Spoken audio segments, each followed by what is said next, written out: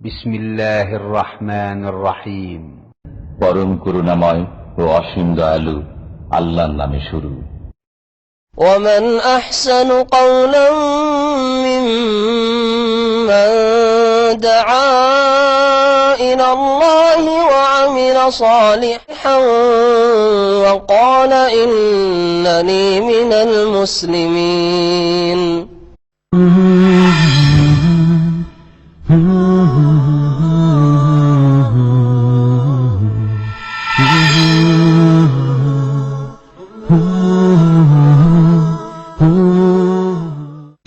আসসালামু আলাইকুম ওয়া রাহমাতুল্লাহি ওয়া বারাকাতুহু। আলহামদুলিল্লাহ ওয়াসসালাতু ওয়াসসালামু আলা রাসূলিল্লাহ ওয়া আলা আলিহি ওয়া সাহবিহি ওয়া মান তাবি'আহুম বিইহসানিন ইলা ইয়াউমিদ্দিন।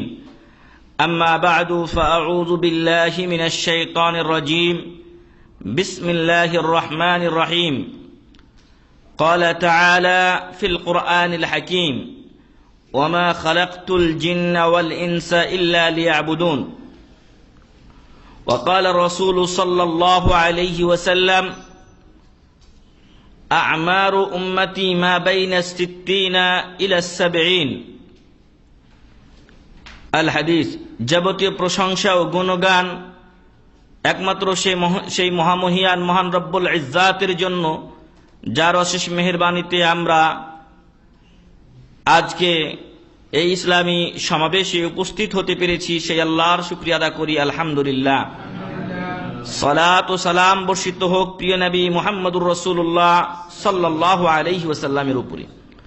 সম্মানিত ভাই এবং বন্ধুগণ, আমরা সকলেই জানি যে মহান রব্বুল আলামিন আমাদেরকে কেবলমাত্র তাঁর ইবাদতের জন্য সৃষ্টি করেছেন।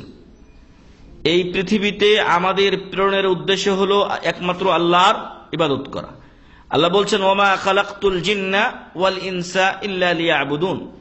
আমি জিন এবং ইনসানকে কেবলমাত্র আমার ইবাদতের জন্য সৃষ্টি করেছি। আরেক আয়াতে আল্লাহ তাআলা বলছেন, ওয়ালাকাদ বাআসনা ফি কুল্লি উম্মাতির রাসূলা। আমি প্রত্যেক উম্মাতের কাছে একজন করে রাসূল প্রেরণ করেছি। কেন? আনি ইবুদুল্লাহ, যাতে তোমরা একমাত্র আল্লাহর ইবাদত করো। ওয়াজতানিবুত তাগুত, এবং আল্লাহ ছাড়া পৃথিবীতে যাদের পূজা অর্চনা চলছে তা থেকে তোমরা নিজেদেরকে বাঁচিয়ে রাখো। তো এই পৃথিবীতে আমাদেরকে পাঠানো হয়েছে ইবাদতের জন্য, আর ইবাদত করতে হলে বাঁচতে হবে, আর বাঁচলে খেতে হবে। এগুলো হচ্ছে সাইড জিনিস, কিন্তু মূল জিনিস হলো আল্লাহর ইবাদত করা। যদি কোনো ব্যক্তি আল্লাহর ইবাদত না করে তাহলে সে স্রষ্টার যে মিশন, আল্লাহ তাআলা যেই উদ্দেশ্যে আমাদেরকে প্রেরণ করেছেন সেটা সে ভুলে থাকলো, এবং এই ভুলে থাকার কারণেই পরকালে সে ক্ষতিগ্রস্তদের তালিকায় চলে যাবে বা অন্তর্ভুক্ত হবে। যেমন মহান রব্বুল আলামিন বলছেন যে, ইয়া আইয়ুহাল্লাযীনা আমানুত্তাকুল্লাহা ওয়াল তানজুর নাফসুম মা কদ্দামাত লিগাদ ওয়াত্তাকুল্লাহা ইন্নাল্লাহা খাবীরুম বিমা তা'মালুন। হে ঈমানদারগণ, তোমরা আল্লাহকে ভয় করো, এবং প্রত্যেক নফস যেন চিন্তা করে দেখে, প্রত্যেক ব্যক্তি যেন চিন্তা করে দেখে যে মা কদ্দামাত লিগাদ, পরকালের জন্য সে কি পাথেয় সংগ্রহ করেছে। ওয়াত্তাকুল্লাহ, এবং তোমরা আবার আল্লাহকে ভয় করো। ইন্নাল্লাহা খাবীরুম বিমা তা'মালুন, তোমরা যে আমল করো সে সম্পর্কে আল্লাহ সম্যক অবহিত আছেন। তারপর বলছেন, ওয়ালা তাকুনু কাল্লাযীনা নাসুল্লাহ ফাআনসাহুম আনফুসাহুম, এবং ওই সমস্ত লোকদের মতো তোমরা হয়ে যেও না যারা আল্লাহকে ভুলে গিয়েছিল, মানে ইবাদত বন্দেগী করতো না। ওয়ালা তাকুনু কাল্লাযীনা নাসুল্লাহ ফাআনসাহুম আনফুসাহুম, ফলে এর প্রতিদান তারা কি পেল? আল্লাহ তাদের নিজেদেরকেই ভুলিয়ে দিলেন। অর্থাৎ নিজের যেটা কল্যাণকর নিজের জন্য সেটাই সে ভুলে গেল, এবং নিজের অকল্যাণকর যেটা সেই কাজে সে ব্যস্ত থাকলো। অর্থাৎ দুনিয়াদারিতে ব্যস্ত থাকলো আর পরকালকে সে ভুলে গেল। ফাআনসাহুম আনফুসাহুম উলাইকা হুমুল ফাসিকুন, আল্লাহ এদেরকে বলছেন এরাই হলো সত্যিকার অর্থে ফাসিক। তো প্রিয় ভাই এবং বন্ধুগণ, আমরা যদি ইবাদত বন্দেগী করি তাহলে আল্লাহর মিশন ঠিক রাখলাম, নিজেদের কল্যাণ চাইলাম, আর যদি ইবাদত বন্দেগী না করি তাহলে নিজেই নিজের ক্ষতি ডেকে আনলাম।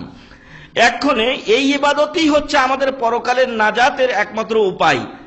যদি ইবাদত থাকে কিছু, তাহলে আল্লাহ ইনশাআল্লাহ বাকিটা কি করবেন, আসান করবেন। আর ইবাদত যদি না থাকে, বিপথে যদি মানুষ চলে, শিরক বিদআতে যদি নিমজ্জিত থাকে, তাহলে তার বাঁচার কোনো উপায় থাকবে না। আর এই ইবাদতগুলো আমাদেরকে খুব অল্প সময়ে করতে হবে। অল্প সময় বলতে আগের নবীগণ এবং তাদের উম্মতেরা অনেক দিন বেঁচেছেন। আপনারা জানেন নূহ আলাইহিস সালাম 950 বছর তার কওমকে শুধু ডেকেছেন।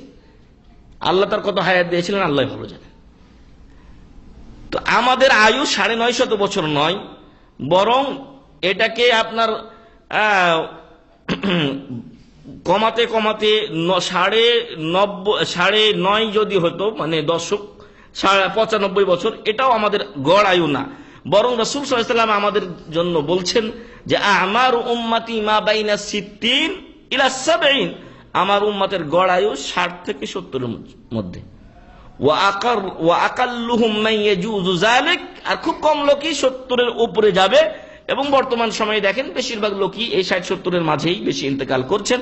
উম্মতের এবং বিশ্বের সর্বশ্রেষ্ঠ মানুষ মুহাম্মদ সাল্লাল্লাহু আলাইহি ওয়াসাল্লাম 63 বছরে চলে গেছেন। তার সবচাইতে কাছের মানুষ বা বন্ধু আবু বকর রাদিয়াল্লাহু আনহু, উনিও 63 বছরে গেছেন। কাছাকাছি বয়সে ওমর রাদিয়াল্লাহু আনহু গেছেন, ওসমান রাদিয়াল্লাহু আনহু একটু বেশি বয়স পেয়েছিলেন। তো যাই হোক, সর্বোপরি এই বয়সটা আমাদের অল্প, কিন্তু অল্প বয়স নিয়েই আগের উম্মতের লোকদের আগে আমাদেরকে জান্নাতে যাওয়ার ব্যবস্থা করতে হবে। কারণ আল্লাহ রাসূল সাল্লাল্লাহু আলাইহি ওয়াসাল্লাম আরেক হাদিসে বলছেন যে নাহনুল আখিরুন আল আউয়ালুন, দুনিয়াতে আমরা আখেরে এসেছি, শেষ জামানায় আমরা এসেছি, শেষ নবীর উম্মত আমরা, কিন্তু কিয়ামতের দিন প্রথম জান্নাতে যাবেন কারা? উম্মতে মুহাম্মাদিয়ার লোকেরা। কেন? যদি ভালো আমল করতে পারে। আর ভালো আমল যদি না থাকে তো জান্নাতে যাওয়া তো বড় দূরের কথা। অতএব এই 60-70 বছর জিন্দেগিতে এমন আমল করতে হবে যা দিয়ে 950 বছর ওই উম্মাদদের বা ওই সমস্ত নবী ও রাসূলদের উম্মাদদের, যে সমস্ত উম্মাদ ছিলেন তাদের থেকে বেশি আমল আমাদেরকে করতে হবে। উপায় কি? উপায় আছে কিছু। গত সপ্তাহে আমি বলেছিলাম যে কিছু পাপ আমাদের হয়, এই পাপগুলো মোচনের কিছু উপায় আছে। তাহলে পাপ যদি মোচন হয়ে যায় তাহলে গুনার পাল্লা হালকা হয়ে গেল। তাই ওই কাজগুলো আগে করতে হবে।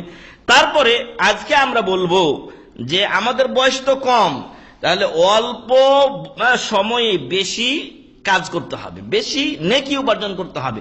তাই আজকে আমাদের বিষয় হলো অল্প আমলে অনেক নেকি। অল্প আমলে অনেক নেকি মানে আমাদের কাজ কম করতে হবে, শর্টকাটে ডিজিটাল পদ্ধতিতে জান্নাতে যাওয়ার চেষ্টা করতে হবে। আল্লাহ যেন আমাদের তৌফিক দান করেন, আল্লাহুম্মা আমিন। তো আমরা অল্প বয়স, এই অল্প বয়সে বেশি কাজ করতে হবে। যেমন আল্লাহ রাসূল সাল্লাল্লাহু আলাইহি ওয়াসাল্লাম একদিন তার স্ত্রী উম্মে সালামা রাদিয়াল্লাহু আনহাকে দেখলেন যে উনি ফজরের নামাজের পরে মুসাল্লাতে বসে জিকির আজকার করছেন। তো উনি ওখান থেকে তখন বের হয়ে গেলেন ফজরের নামাজের পরে। অনেক কাজ সাহাবাদের সাথে রাদিয়াল্লাহু আনহু দেখা সাক্ষাৎ করে ফিরে এসে বলছেন যে আমি তোমাকে যেই হালতে রেখে গেছিলাম তুমি কি তখন থেকে এইভাবে জিকির আজকার করছো? উনি বললেন যে হ্যাঁ, আমি তখন থেকেই জিকির আজকার করছি। উনি বললেন যে তোমার পরে আমি মাত্র 4টা কালিমা 3 বার পড়েছি। কয়টা কালিমা? 4টা কালিমা 3 বার পড়েছি। তোমার এই 2 ঘন্টা ইবাদতের চাইতে বেশি আমি সওয়াব পেয়েছি। সুবহানাল্লাহ। তাহলে দেখেন যে 4টা কালিমা বলেছেন 3 বার, মানে 2 মিনিটে হয়ে গেছে, কিন্তু উনি সওয়াব পেয়েছেন এই 2 ঘন্টার চাইতেও বেশি। তো 2 ঘন্টা 3 ঘন্টার চাইতে বেশি সওয়াব মাত্র 2 মিনিটে। ঘন্টাকে মিনিটে নামিয়ে নিয়ে আসা, এটা একটা অত্যন্ত সুবর্ণ সুযোগ আমাদের জন্য। আর সেই কথাটি ছিল আল্লাহ রাসূল সাল্লাল্লাহু আলাইহি ওয়াসাল্লাম বললেন যে সুবহানাল্লাহি ওয়া বিহামদিহি আদাদা খালকি ওয়া রিদা নাফসি ওয়া জিনাতা আরশি ওয়া মিদাদা কালিমাত। এই দুটো অনেকের আমাদের মুখস্থ আছে। সকাল সন্ধ্যা 3 বার করে পাঠ করবেন। সুবহানাল্লাহি ওয়া বিহামদিহি আদাদা খালকি, এই পর্যন্ত একটা। সুবহানাল্লাহি ওয়া বিহামদিহি আদাদা খালকি, হে আল্লাহ প্রশংসা সহ তোমার পবিত্রতা ঘোষণা করছি তোমার মাখলুকাতের সমপরিমাণ। আল্লাহর মাখলুক কত ভাই? আদম আলাইহিস সালাম থেকে শুরু করে নিয়ে এই পর্যন্ত কত, বর্তমান বিশ্বে কত মাখলুক আছে, মানুষই কত আছে, আর কিয়ামত পর্যন্ত কত যে হবে আল্লাহই মালুম। তারপরে এই মানুষ তো একটা জাত, মানুষ একটা জাত, শিয়াল একটা জাত, কুকুর একটা জাত, গরু একটা, ছাগল একটা, ভেড়া একটা, মানে কত যে মাখলুক তা তো হিসাবই নেই। আল্লাহু আলাম, আল্লাহ ভালো জানেন। আমাদের বাংলা ভাষায় বলে 18,000 মাখলুকাত, আরবিতে কোনদিন, হাদিসে কোনদিন পাইনি। আল্লাহ ভালো জানেন কত মাখলুক আল্লাহ সৃষ্টি করেছেন, আর এদের এক একটার ভিতরে কত কোটি যে আছে আল্লাহ ভালো জানেন। তাহলে এতগুলো আপনি এক কালিমার মধ্যে বলে দিলেন, সুবহানাল্লাহি ওয়া বিহামদিহি আদাদা খালকি। আল্লাহর যত মাখলুক আছে তার সমপরিমাণ, সে জিন্দা হোক মরা হোক, আল্লাহু আকবার, সে মানুষ হোক, হাইওয়ানাত হোক, জিন হোক, যাই হোক না কেন, গাছপালা হোক, এগুলো আল্লাহর মাখলুক। ওয়া রিদা নাফসিহি, শুধু তাই না, আল্লাহ যাতে সন্তুষ্ট হয়ে যান তার সমপরিমাণ আমি আল্লাহর প্রশংসা করলাম, গুণকীর্তন করলাম, আল্লাহু আকবার। ওয়াজিনাতা আরশি, পৃথিবীর এবং আকাশ ও জমিনের মধ্যে সবচাইতে বড় সৃষ্টি আল্লাহর আরশে আজিম। আল্লাহ তাআলা বলছেন ওয়াসিআ কুরসিয়ুহুস সামাওয়াতি ওয়াল আরজ, আল্লাহর কুরসি আসমান ও জমিনকে ঘিরে রেখেছে, অর্থাৎ আসমান ও জমিনকে ব্যাপ্ত করে রেখেছে। দুনিয়া ও আসমানের তুলনায় কুরসিটা আরো বড়। আর সেই কুরসিটা ইবনে আব্বাস রাদিয়াল্লাহু আনহুমার ব্যাখ্যায় মাওদিউ কাদামাই আর রহমান, মহান রব্বুল আলামিনের পা রাখার স্থান। কিভাবে রাখেন সেটা আল্লাহ ভালো জানেন, কিন্তু এটা আল্লাহর পা রাখার স্থান। তাহলে আল্লাহ থাকেন কোথায়? আরশে আজিমে। সেই আরশে আজিম কত বড় হতে পারে আপনি হিসাব করে দেখুন। আমি প্রশংসা সহ পবিত্রতা ঘোষণা করছি আল্লাহর। কেমন? ওয়াজিনাতা আরশ, আল্লাহর আরশের ওজন সমপরিমাণ, আল্লাহু আকবার। ওয়া মিদাদা কালিমাতি, এবং মহান রব্বুল আলামিন যত কথা বলেছেন সেই কথার সমপরিমাণ, আল্লাহর কালিমা সমপরিমাণ। আল্লাহর কালিমা কত? আল কোরআনুল কারীম কার বাণী? আল্লাহর বাণী। হাদিসে কুদসি কার বাণী? তাওরাত, ইনজিল, জাবুর এগুলো কার বাণী? সুহুফ ইব্রাহিম ওয়া মূসা এগুলো কার বাণী? আসমানি কিতাব কার বাণী? ফেরেশতাদের সাথে কথা বলেন কে? মহান রব্বুল আলামিন। এই কথার যত পরিমাণ আছে সব পরিমাণ আমি আল্লাহর গুণকীর্তন করলাম এবং পবিত্রতা ঘোষণা করলাম, আল্লাহু আকবার, প্রশংসা করলাম। তো আপনি এই কালিমাটা 3 বার বলবেন, 4টা শব্দ, সুবহানাল্লাহি ওয়া বিহামদিহি আদাদা খালকি ওয়া রিদা নাফসিহি ওয়া জিনাতা আরশি ওয়া মিদাদা কালিমাতি। সকালে 3 বার পড়বেন, বিকালে 3 বার পড়বেন। আপনি 5 থেকে 6 ঘন্টা ইবাদতের চাইতেও বেশি সওয়াব লাভ করবেন। তো এই হচ্ছে শর্টকাট একটা রাস্তা, যার মাধ্যমে 60-70 বছর জিন্দেগি নিয়েও আগের উম্মাদের সামনে বা পূর্বেই জান্নাতে যাওয়া সম্ভব। আল্লাহ রাসূল সাল্লাল্লাহু আলাইহি ওয়াসাল্লাম এর সাথে আরো অনেক পয়েন্ট আমাদেরকে বলে দিয়েছেন, সেগুলোর সংবাদ আজকে আপনাদেরকে দেব ইনশাআল্লাহ। একটা হাদিসে আল্লাহ রাসূল সাল্লাল্লাহু আলাইহি ওয়াসাল্লামের প্রখ্যাত সাহাবী উকবা বিন আমির রাদিয়াল্লাহু আনহু বলেন, কানাত আলাইনা রিআয়াতুল ইবিল, আমাদেরকে উট চড়াতে হতো। ফাজাত নওবাতি, একদিন আমার পালা আসলো, আমাকে উট চড়াতে হবে। ফারাওয়াহতুহা বিআশিয়িন, তো আমি সন্ধ্যাতে তাড়াতাড়ি উটগুলো পাঠিয়ে দিলাম, মানে গোয়াল ঘর বা খড় যেটা যেখানে রাখে সেখানে আমি তাড়াতাড়ি সন্ধ্যাবেলায় উটকে ঢুকিয়ে দিলাম। ফাআদরাকতু রাসূলুল্লাহি সাল্লাল্লাহু আলাইহি ওয়াসাল্লাম কাইমান ইউহাদ্দিসুন নাস, আর আমি তাড়াতাড়ি গেলাম রাসূল সাল্লাল্লাহু আলাইহি ওয়াসাল্লামের কাছে, গিয়ে তাদের সাথে সাক্ষাৎ করব, দেখাশোনা করব। তো ওখানে গিয়ে দেখলাম যে আল্লাহ রাসূল সাল্লাল্লাহু আলাইহি ওয়াসাল্লাম দাঁড়িয়ে মানুষের সাথে কি বলছেন? কথাবার্তা বলছেন। فأدركت من قوله ما من مسلم يتوضأ فيحسن وضوءه ثم يقوم فيصلي ركعتين। তারপর আমি রাসূল সাল্লাল্লাহু আলাইহি ওয়াসাল্লাম আগে অনেক কথা বলেছেন, কথা বলেই যাচ্ছেন, আমি তার কথা যেটা গিয়ে উপস্থিত হয়ে সেখানে পেলাম, সেই কথাটি ছিল রাসূল সাল্লাল্লাহু আলাইহি ওয়াসাল্লামের মুখ নিঃসৃত অমীয় বাণী, যে মা মিন মুসলিমিন, এমন কোন মুসলিম নেই বা প্রত্যেক মুসলিম ইয়াতাওয়াদ্দা, যখন সে ওযু করে, ফায়ুহসিনু ওযুআহু, তারপর সুন্দরভাবে ওযু করে। এমন নয় যে খালি হাজিরা শেষ করলাম, সুন্দরভাবে ওযু করে এবং তার হাতের আঙ্গুল খেলাল করে, দাড়ি খেলাল করে, পায়ের আঙ্গুল খেলাল করে, তার টাকনুর পিছনে যেটা আপনার গোড়ালি আছে এই জায়গাটা নিচু থাকে, অনেকের অনেক সময় ভেজে না, এদিকে খেয়াল রাখে, অনেকের হাতের কোনোই এই জায়গাতে ভিজে না, এগুলো সব ঠিক রাখে। ফায়ুহসিনু ওযুআহু, সে তার ওযুকে খুব সুন্দরভাবে আদা করে। সুম্মা ইয়াকুমু, তারপর দাঁড়াই। কার সামনে? মহান রব্বুল আলামিনের সামনে। ফায়ুসাল্লি রাকাতাইন, মাত্র 2 রাকাত নামাজ পড়ে। কিভাবে? মুকবিলুন আলাইহিমা বিকলবিহি ওয়া ওয়াজহিহি, তার অন্তর এই নামাজের প্রতি ধাবিত, তার চেহারা, তার শরীর সবকিছুই নামাজমুখী। এমন নয় যে আমি নামাজে দাঁড়িয়েছি আর আমার মন হিসাব করছে আজকে কয় টাকা ইনকাম হলো, কয় টাকা ব্যবসা হলো ইত্যাদি। না, অন্তর থাকবে নামাজে। আর অনেক লোক অন্তর নামাজে থাকলেও দেখা যাচ্ছে এই জায়গায় চুলকাই, এমনি চুলকাই, তারপরে হয়তো নখ খোটরাচ্ছে, অথবা এক একটা এক এক সময়, অথবা অনেক লোক দেখা যায় না জানার কারণে একদিকে আর একদিকে তাকাচ্ছে। না, এমন নয়, একাগ্র চিত্তে দিল, মন, শরীর সব নিয়ে 2 রাকাত নামাজ পড়ে। ইল্লা ওয়াজাবাত লাহুল জান্নাহ, আল্লাহু আকবার। কোন ব্যক্তি যদি এরকম করে তাহলে তার জন্য জান্নাত ওয়াজিব হয়ে যায়। সুবহানাল্লাহ। কম কথা কি? মাত্র আপনি ভালোভাবে ওযু করে, সুন্দরভাবে ওযু করে 2টা রাকাত নামাজ পড়বেন, আর নামাজের ভিতরে আপনার জন্য বাইরের কোনো চিন্তা না আসে। ক্বালা ফাকুলতু মা ওয়াজা আজওয়াদা হাযিহি, উনি উকবা বিন আমির রাদিয়াল্লাহু আনহু বলছেন যে মাশাআল্লাহ, এই কথা কতই না চমৎকার, কতই না সুন্দর। 2 রাকাত ভালোভাবে নামাজ পড়ব, সুন্দরভাবে ওযু করে, আমার জন্য জান্নাত লেখা হবে, আলহামদুলিল্লাহ। তখন উনি ফাইদা কাইলুন বাইনা ইয়াদাইয়া ইয়াকুল, একজন লোক আমার সম্মুখে বলছেন আল্লাতি ক্বাবলাহা আজওয়াদু, তুমি তো এই কথাটা শুনছো রাসূল সাল্লাল্লাহু আলাইহি ওয়াসাল্লামের কাছ থেকে, কিন্তু এর আগে উনি আরেকটা কথা বলেছেন, ওটা এর চাইতে সুন্দর। আল্লাহু আকবার, ওটা এর চাইতে ভালো এবং চমৎকার। ফানাযারতু ফাইদা উমারু, আমি চেয়ে দেখলাম যে লোকটা কে এই কথাটা কয়, যে আগের কথাটা রাসূল সাল্লাল্লাহু আলাইহি ওয়াসাল্লাম যেটা বলেছেন এটা এর চাইতেও আরো গুরুত্বপূর্ণ এবং ভালো। তো চেয়ে দেখি উনি হলেন কে? আমিরুল মুমিনিন খলিফাতুল মুসলিমিন ওমর ইবনুল খাত্তাব রাদিয়াল্লাহু আনহু। ক্বালা ইন্নী কাদ রাআইতুকা জিতা আনিফা, ওমর রাদিয়াল্লাহু আনহু বললেন যে আমি দেখছি তুমি এখনই এসে উপস্থিত হলে। ক্বালা মা মিনকুম মিন আহাদিন ইয়াতাওয়াদ্দা ওয়া তাইব, যেহেতু তুমি এখনই আসলে আর আগের কথাটা এর চাইতে চমৎকার ছিল, তাই শুনে নাও আগের কথা কি ছিল।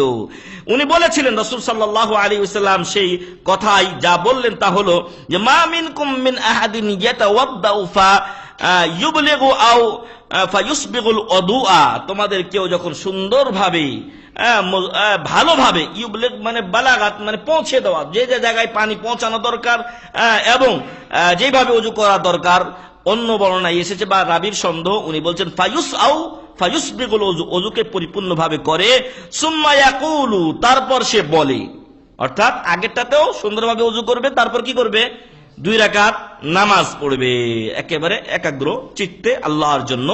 আর এখানে বলছে সুন্দরভাবে ওযু করবে, ওযু পর্যন্ত ঠিক আছে, তারপর কি বলবে? সুম্মা ইয়াকুলু, তারপর বলবে আশহাদু আল্লা ইলাহা ইল্লাল্লাহ ওয়া আন্না মুহাম্মাদান আবদুল্লাহি ওয়া রাসূলুহু, ওয়া আন্না মুহাম্মাদান আবদুল্লাহি ওয়া রাসূলুহু, আমি এই কথার সাক্ষ্য দিচ্ছি আল্লাহ ছাড়া সত্য কোনো মাবুদ নেই। ওয়া আন্না মুহাম্মাদান, এবং নিশ্চয় মুহাম্মদ সাল্লাল্লাহু আলাইহি সাল্লাম আবদুল্লাহি ওয়া রাসূলুহু, আল্লাহর বান্দা ও রাসূল। ইল্লা ফুতিহাত লাহু আবওয়াবুল জান্নাতিস সামানিয়াহ ইয়াদখুলু মিন আইয়িহা শাআ। আল্লাহু আকবার। এই লোকের জন্য, যেই লোক সুন্দরভাবে ওযু করে, তারপর কি বলে? আশহাদু আল্লা ইলাহা ইল্লাল্লাহু ওয়া আন্না মুহাম্মাদান আবদুল্লাহি ওয়া রাসূলুহু, ফুতিহাত লাহু আবওয়াবুল জান্নাতিস সামানিয়াহ, তার জন্য জান্নাতের 8টি দরজা খুলে দেওয়া হয়। সুবহানাল্লাহি ওয়া বিহামদিহি। ইয়াদখুলু মিন আইয়িহা শাআ, যেই দরজা দিয়ে ইচ্ছা সে প্রবেশ করতে পারবে। সুবহানাল্লাহি ওয়া বিহামদিহি। ওমর রাদিয়াল্লাহু আনহু বললেন যে এর আগে যে কথাটা উনি বলেছিলেন সেটা তুমি যেটা শুনেছো তার চাইতে উত্তম। উনি শুনেছিলেন কি? ওয়াজাবাত লাহুল জান্নাহ, তার জন্য জান্নাত ওয়াজিব হবে। আর এইখানে কি হবে? 8টা দরজার যে কোনোটা দিয়ে সে প্রবেশ করতে পারবে। সুবহানাল্লাহ। তাহলে আগেরটা চাইতে এটা বেশি আরো উত্তম না, গুরুত্বপূর্ণ না? যে কোনো দরজা দিয়ে সে যেতে পারবে, এক জান্নাত নয়, বরং জান্নাতের 8 দরজা দিয়ে সে প্রবেশ করতে পারবে। সহিহ মুসলিম, ভেজাল আছে? সহিহ মুসলিমের হাদিস, হাদিস নাম্বার 345। অতএব আমরা যেন মাঝে মাঝেই এই আমলগুলো করি, বিশেষ করে ওযুর ক্ষেত্রে তো আমরা এটা করতেই পারি। 5 ওয়াক্ত নামাজে আমরা ওযু করি, আরো অনেক সময় আমরা ওযু করি, কোরআন তেলাওয়াতের সময় ওযু করি। তো আমরা যেন এখানে 3টা আমলের কথা হলো, সুন্দরভাবে ওযু করা, আর 2 রাকাত নামাজ পড়া, আর একটা দোয়া পড়া। তো আমরা দোয়া পড়ার পর 2 রাকাত নামাজ পড়লে সমস্যা কোথায় আমাদের? তো আমরা যেন এই আমলটা করার চেষ্টা করি, তাতে করে হবে কি আমাদের জন্য জান্নাতের পথ সহজ হয়ে যাবে। আল্লাহ যেন তৌফিক দান করেন, আল্লাহুম্মা আমিন। আরেকটি আমল যা সহজেই আমাদেরকে জান্নাতে নিয়ে যাবে, সেই আমল হচ্ছে আন জাবির বিন আব্দুল্লাহ, জাবির বিন আব্দুল্লাহ রাদিয়াল্লাহু আনহু থেকে বর্ণিত, তিনি বলেন রাসূল সাল্লাল্লাহু আলাইহি ওয়াসাল্লাম বলেছেন, মান ক্বালা হিনা ইয়াসমাউন নিদা, যে ব্যক্তি আযান শোনার পর বলে, যে ব্যক্তি আযান শোনার পরে বলে আল্লাহুম্মা রাব্বা হাযিহি দাওয়াতিত তাম্মাহ ওয়াস সালাতিল কাইমাহ আতি মুহাম্মাদানিল ওয়াসিলাতা ওয়াল ফাদিলাহ ওয়াবআসহু মাকামান মাহমুদান আল্লাযী ওয়া'আদতাহ ইল্লা হাল্লাত লাহুশ শাফাআতু ইয়াওমাল কিয়ামাহ। রাওয়াহু আবু দাউদ রাহিমাহুল্লাহ। আল্লাহু আকবার। এই হাদিসটাও আমাদের জন্য একটা বড় সুসংবাদ বহন করছে। রাসূল সাল্লাল্লাহু আলাইহি ওয়াসাল্লাম বলেন, যে ব্যক্তি আযান শুনলো, আযান শোনার পরে কি করলো, এই দোয়াটা পড়লো, আল্লাহুম্মা রাব্বা হাযিহি দাওয়াতিত তাম্মাহ ওয়াস সালাতিল কাইমাহ আতি মুহাম্মাদানিল ওয়াসিলাতা ওয়াল ফাদিলাহ ওয়াবআসহু মাকামান মাহমুদান আল্লাযী ওয়া'আদতাহ হাল্লাত লাহুশ শাফাআ ইয়াওমাল কিয়ামা। কিয়ামতের দিন তার জন্য রাসূল সাল্লাল্লাহু আলাইহি ওয়াসাল্লামের শাফাআত হালাল হয়ে যায়, অর্থাৎ রাসূল সাল্লাল্লাহু আলাইহি ওয়াসাল্লাম কিয়ামতের দিন তার জন্য কি করবেন, শাফাআত করবেন। সুবহানাল্লাহ বিহামদিহি। তাহলে দুনিয়াতে এখন মানুষ কত পীর ধরে বেড়াচ্ছে, কত কি বাবা ধরে বেড়াচ্ছে, অথচ কিয়ামতের দিন এরা কথা বলার যোগ্যতা পাবে না, এজন্য যে তারা শিরকের আড্ডাখানার নেতৃত্ব দিচ্ছে। আর যারা শিরকের আড্ডাখানার নেতৃত্ব দেয়, কশ্চিন কালেও তারা কিয়ামতের দিন শাফাআতের সুযোগ পাবে না। সূরাতুল নাবার শেষে আপনি দেখুন যে লা ইয়াতাকাল্লামুনা ইনদাহু ইল্লা মান আযিনা লাহুর রহমান। কিয়ামতের দিন মহান রব্বুল আলামিনের কাছে কেউ কথা বলার সুযোগ পাবে না, ইল্লা মান আযিনা লাহুর রহমান, কিন্তু আল্লাহ যাকে অনুমতি দিবেন সেই কেবল কথা বলতে পারবে। আর এই লোকের কি অবস্থা, ওয়াকালা সাওয়াবা, আর এই লোকটা পৃথিবীতে সত্য কথা বলেছিল, অর্থাৎ তাওহীদের উপরে অবিচল ছিল। আর যে তাওহীদের উপরে থাকবে না, আযিনা লাহুর রহমান হতে পারে না, আল্লাহ তাকে অনুমতি দেবেন না। কারণ মুশরিক তো এমনি খালাস, মুশরিক এমনি খালাস, তার পূর্বে সকল আমল কি হবে, বরবাদ হয়ে যাবে। আরেকজনের সুপারিশ করা তো দূরের কথা। এজন্য দুনিয়াতে বর্তমান সময়ে বিশেষ করে আমাদের সমাজে মানুষ অনেক পীরের মুরিদ হয় এই আশায় যে বাবাজি আমাকে শাফাআত করে কিয়ামতের দিন সুপারিশ করে জান্নাতে নিয়ে যাবে। না, এই আশা দুরাশা। মহান রব্বুল আলামিন আয়াতুল কুরসির মধ্যে বলছেন, মান যাল্লাযী ইয়াশফাউ ইনদাহু ইল্লা বিইযনিহি, কে এমন আছে যে আল্লাহর অনুমতি ছাড়া তার সামনে তার কাছে সুপারিশ করবে, শাফাআত করবে। আল্লাহ কাকে অনুমতি দিবেন সেটা আল্লাহই ভালো জানেন, কিন্তু অন্তত যারা শিরকের লিড দিচ্ছে তারা কোনো ক্রমেই এই শাফাআতের যোগ্যতা পেতে পারে না। একজন সাধারণ লোক হয়তো পেতে পারে, কিন্তু শিরকের যে লিপ্ত আছে, শিরকের যে লিড দিচ্ছে, নেতৃত্ব দিচ্ছে, গডফাদার, সে কিন্তু এই নেতৃত্ব এই শাফাআতের সুযোগ পাবে না। এবং দুনিয়াতে কোন সাহাবা ইকরাম এ কথা কাউকে বলেননি যে আমি তোমাকে শাফাআত করে জান্নাতে নিয়ে যাব। রাসূল সাল্লাল্লাহু আলাইহি সাল্লাম তিনি মাকামে মাহমুদ পাবেন, শাফাআতে কুবরা পাবেন ঠিক, কিন্তু উনি কোনো ব্যক্তিকে খাস করে বলেননি তোমার জন্য আমি সুপারিশ করব।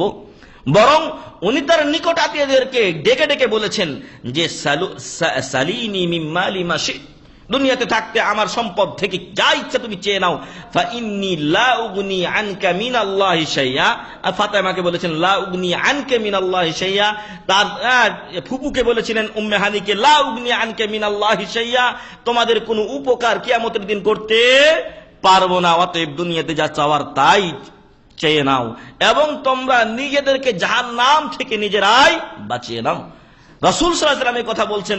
আর কলিমউদ্দিন সলিমউদ্দিন যে অন্যায়ের সাথে জড়িত এবং ভণ্ডামির শেষ নাই অনেকের, সে সমস্ত লোকেরা বলছে আমরা সুপারিশ করব, দয়া করে এই ভণ্ড লোকদের বা যারা ভণ্ডামি করে তাদের মিথ্যা এই আশ্বাসে বিশ্বাস করা যাবে না। আল্লাহ যেন আমাদের দেশের লোকদেরকে এদের এই খপ্পর থেকে ও ভণ্ডামি থেকে হেফাজত করেন, আল্লাহুম্মা আমিন।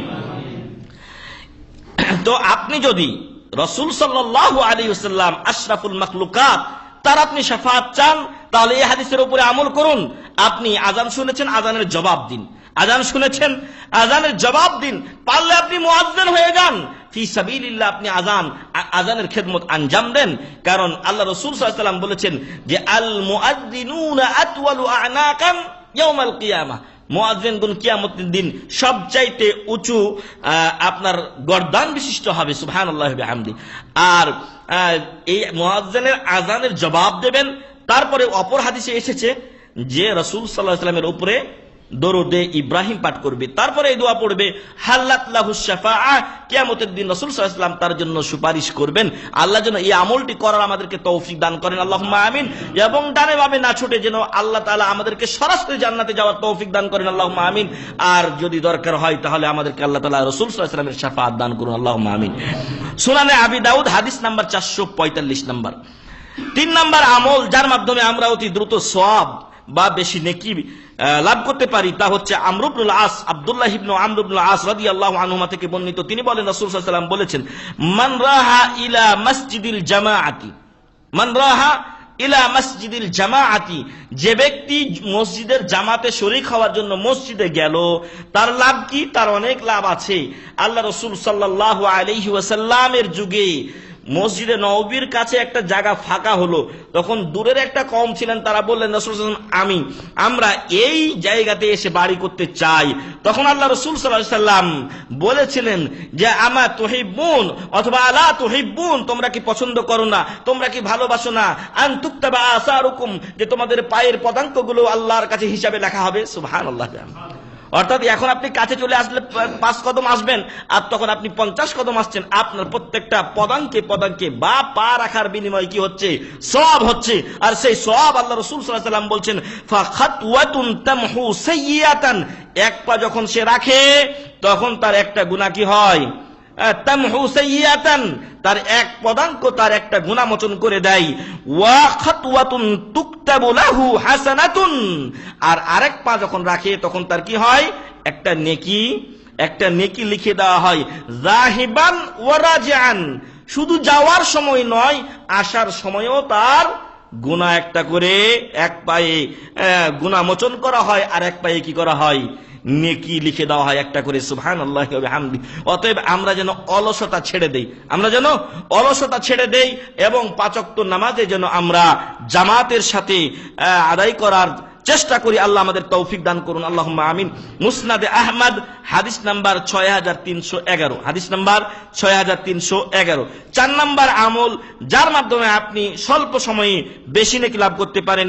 ওসমান রাদিয়াল্লাহু আনহু বলেন, মান তাওয়াদ্দা ফা আহসানাল ওযুয়া, যে ব্যক্তি ওযু করল সুন্দরভাবে, খারাজাত খাতায়াহু মিন জাসাদিহি, তার গুনাহগুলি তার শরীর থেকে বের হয়ে যায়, হাত্তা তাখরুজা মিন তাহতি আযফারিহি, এমনকি তার নখের নিচের গুনাহগুলো ঝরে যাই। আর আমরা প্রত্যেকেই গুনাহগার, আমাদের অনেক পাপ রয়েছে। আল্লাহ তাআলা যেন আমাদেরকে সুন্দরভাবে ওযু করে নিয়মিত নামাজ আদায়ের মাধ্যমে আমাদের গুনাহগুলো মোচনের তৌফিক দান করেন, আল্লাহুম্মা আমিন। সহিহ মুসলিম হাদিস নাম্বার 361। আরেকটি আমল হলো 5 নাম্বার আমল, আবু যর রাদিয়াল্লাহু আনহু থেকে বর্ণিত, তিনি রাসূল সাল্লাল্লাহু আলাইহি ওয়াসাল্লাম থেকে বর্ণনা করেছেন। রাসূল সাল্লাল্লাহু আলাইহি ওয়াসাল্লাম বলেছেন, ইউসবিহু আলা কুল্লি সুলামা মিন ইবনি আদম সাদাকাতুন, প্রত্যেক দিন যখন সকাল হয় তখন আদম সন্তানের প্রত্যেকটা জয়েন্টে বা প্রত্যেকটা জোড়ায় একটা করে সাদকা করতে হয়। অর্থাৎ আমাদের শরীরের প্রত্যেকের কয়টা জয়েন্ট আছে? 360টা জয়েন্ট আছে, মানে প্রত্যেক দিন আপনাকে 360টা সাদকা করতে হবে। তবে আপনি এই হাদিসের উপরে আমলকারী হলেন। 360টা সাদকা কে করি আমরা? 360টা সাদকা আমরা অনেকেই করি না, তবে অনেকে করি কিন্তু জানি না। এই জানাটা জেনে নিন এবং এটা করার চেষ্টা করি আমরা। আল্লাহ যেন তৌফিক দান করেন, আল্লাহুম্মা আমিন। তার মধ্যে একটা হচ্ছে তাসলিমুহু আলা মান লাকিয়া সাদাকাতুন, যার সাথে আপনি সাক্ষাৎ করলেন, মোলাকাত হলো, রাস্তায় হোক, বন্ধু হোক, রুমে হোক, আপনি যদি তাকে সালাম দেন তাহলে একটা সাদাকা হয়ে গেল। তাহলে আপনি যদি 50টা লোককে একদিনে সালাম দেন তাহলে কি হবে? 50টা সাদাকা হয়ে গেল। 360টার মধ্যে 50 বা 60টা ধরেন, 60টা সালাম দিবেন, তাহলে 60টা চলে গেল, আর থাকলো কয়টা? 300টা আপনার থাকলো। তারপরে বলছেন রাসূল সাল্লাল্লাহু আলাইহি ওয়াসাল্লাম, ওয়া আমরুহু বিল মা'রুফি সাদাকা, কাউকে ভালো কাজের আদেশ করবেন, এটা একটা সাদকা। আপনি 5টা যদি ভালো কাজের আদেশ করেন, 5টা সাদকা হয়ে গেল। এইভাবে আমাদের প্রত্যেক দিন এই যদি এই হাদিসটার উপরে আমল করতে যায়, তাহলে বেশি বা কঠিন কিছু না, তবে একটু টার্গেট থাকতে হবে। আর এই টার্গেটের মধ্যে সবচেয়ে একটা সহজ টার্গেট এই হাদিসের শেষেই বলা হয়েছে, ওয়ানাহিয়ু আনিল মুনকারি সাদাকা, কাউকে খারাপ কাজে বাধা দিবেন, এটাও আপনার জন্য একটা সাদাকা। ওয়া ইমাতাতুল আযা আনিত তরিকি সাদাকা, রাস্তা থেকে কষ্টদায়ক জিনিস এটা দূর করে দেওয়া, এটাও একটা সাদাকা। এখন বর্তমান সময়ে আমরা ময়লা আরো ফালাই, তাই না? পানি খাওয়া হয়ে গেছে, ফালাই দিলাম না।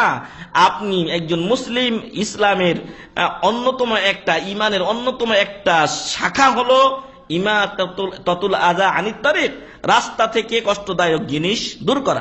আরো আপনি শুনে নিন যে আগের যুগে একজন লোক ছিলেন, যিনি দেখলেন যে একটা গাছের ডাল বা একটা গাছের কাণ্ড মানুষদেরকে কষ্ট দিচ্ছে, তখন তিনি নিজেই শপথ করলেন যে অবশ্যই আল্লাহর শপথ, আমি এটাকে কি করব, রাস্তা থেকে দূর করে দেবো, এটা মানুষদেরকে কি করছে, কষ্ট দিচ্ছে। উনি এটা সরিয়ে দিলেন, আল্লাহ তার উপরে সন্তুষ্ট হয়ে তাকে জান্নাত দিয়ে দিলেন। সুবহানাল্লাহ।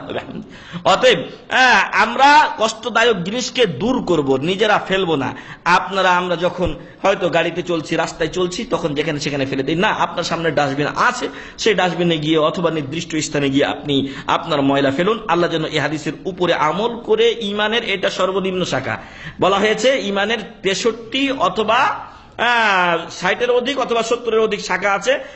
আ'লাহা লা ইলাহা ইল্লাল্লাহ, তার সর্বোচ্চ শাখা হলো লা ইলাহা ইল্লাল্লাহ। ওয়া আদনাহা ইমাতাতুল আযা আনিত তারিক, এবং সর্বনিম্ন হলো রাস্তা থেকে কষ্টদায়ক জিনিস দূর করা। ওয়াল হায়া শু'বাতুম মিনাল ঈমান, এবং লজ্জা ঈমানের একটা শাখা ও অংশ। তাহলে রাস্তা থেকে কষ্টদায়ক জিনিস এটা আমরা দূর করব। বিশেষ করে অনেক সময় দেখবেন যে কিছু লোহা টোহা জাতীয় জিনিস যেটা মানুষের পায়ে লাগলে কষ্ট হতে পারে, ক্ষতি হয়ে যেতে পারে, সেটা আমরা দূর করে দেব। এটাকে অনেকে নিচু মনে করে, কিন্তু না, আমি সবের জন্য যে কাজ করব সেটাতে নিচু মনে করার কিছুই আমার নেই, এবং এটা আমি সরিয়ে দিলে আমার নেকি হবে, আমার কোনো ক্ষতি হবে না। ওয়া বুযআতুহু আহলাহু সাদাকা, এবং কেউ যদি তার স্ত্রীর সাথে সহবাস করে, তাতেও তার এটা সাদাকা হয়, নেকি হয়। কেন? সাহাবায়ে কেরাম জিজ্ঞাসা করলেন, ইয়া রাসূলুল্লাহ, ক্বালু ইয়া রাসূলুল্লাহ, ইয়াতি শাহওয়াতান ওয়া তাকুনু লাহু সাদাকা, কেউ তার কামভাব পূরণ করবে, নিজের চাহিদা পূরণ করবে, আর এতে তার নেকি হবে। ক্বালা আরাআইতা লাউ ওয়াদাআহা ফি গায়রি হাক্কিহা আকানা ইয়াসাম, তুমি কি ভেবে দেখেছো যদি সে এটাকে অন্যায়ভাবে বা মানে অস্থানে বা পাপের স্থানে ব্যবহার করত, তাহলে কি তার গুনাহ হতো না?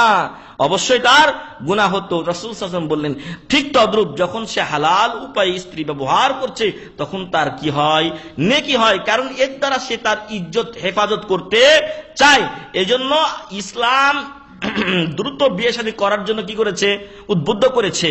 আল্লাহ রাসূল সাল্লাল্লাহু আলাইহি ওয়াসাল্লাম বলেছেন, মান ইসতাতাআ মিনকুমুল বাআ, ইয়া মা'শারাশ শাবাব, হে যুব সম্প্রদায়, তোমাদের মধ্যে যাদের সক্ষমতা রয়েছে, ফালইয়াতাযাওয়াজ, সেজন্য বিয়ে শাদী করে। কিন্তু আমাদের সমাজের প্রেক্ষাপটটা মেলা ভিন্ন। বিয়ে শাদী করতে করতে এমন অবস্থায় গিয়ে করছে যে আর এখন খবরই নাই, তার 30 পার হয়ে যাচ্ছে, 35 পার হয়ে যাচ্ছে, খবর নাই বিয়ে করেন না। দ্রুত বিয়ে শাদী করতে হবে, আর এতে করে নিজের ইজ্জত কি হয়? হেফাজত হয়। শেখুল ইসলাম ইমাম মুহাম্মদ বিন আব্দুল ওয়াহাব রাহিমাহুল্লাহ মাত্র 12 বছর 10 আর 2 12 বছর বয়সে বিয়ে করেছিলেন। আল্লাহু আকবার। তো এরকম আমাদের কে আছে এই 12 বছর বয়সে বিয়ে করবে? তারপর বিয়ে শাদী করার পর হজে গেছেন, মক্কা মদিনা তিনি হিজরত সফর করেছেন, সেখানকার আলেম ওলামাদের কাছ থেকে ইলম অর্জন করেছেন। বলার বিষয় হলো যে নিজের ইজ্জত হেফাজতের জন্য দ্রুত বিয়ে শাদী করা দরকার, এবং এই সূত্র ধরে ইসলাম একাধিক বিয়েরও অনুমতি দিয়েছে, বিশেষ করে যদি কারো সামর্থ্য থাকে এবং আদল ও ইনসাফ করতে পারে। এজন্য যে একজন মানুষের ভিতরে যখন চাহিদা থাকে, তখন সেই চাহিদা পূরণ না হলে সে অন্যায় পথে পা বাড়ায়। আমাদের সমাজে ঘটেছেও তাই, এবং প্রতিনিয়ত ঘটছেও তাই। পরকীয়া প্রেম চলছে, কোনো খবর নেই, কিন্তু বিয়ে শাদী করতে দেবে না। অর্থাৎ একটা হচ্ছে ওই চোরের মতো চোরের মন পুলিশ পুলিশ সেইভাবে কাজ করবে, সাথে গুনাও সে কামাবে, কিন্তু হালাল পথে সে এটা করবে না। যদি মহিলারা এটা বুঝতেন তাহলে দেখা যেত যে সাময়িক হয়তো কিছু মহিলা ত্যাগ স্বীকার করতেন, কিন্তু পরবর্তী সময়ে সৌদি আরবে যেরকম মহিলাদের আপনার মর্যাদা রয়েছে সেরকম মর্যাদা আমাদের দেশের মহিলারাও পেতেন। কিন্তু মহিলারা নারী স্বাধীনতার জন্য লাফালাফি করলেও তারা নিজেদের স্বার্থটুকু বিসর্জন দিতে রাজি নয়। ফলে দেখা গেছে যে আমাদের দেশে যতই নারী স্বাধীনতার আন্দোলন আর যাই সংগঠন হোক না কেন, আমাদের দেশে নারী মুক্তি আসবে না। যদি আসে সেটা হবে বেহায়াপনা, এছাড়া দ্বিতীয় কিছু হবে না। আল্লাহ তাআলা যেন আমাদের দেশের নারীদেরকে বুঝার তৌফিক দান করেন, আল্লাহুম্মা আমিন।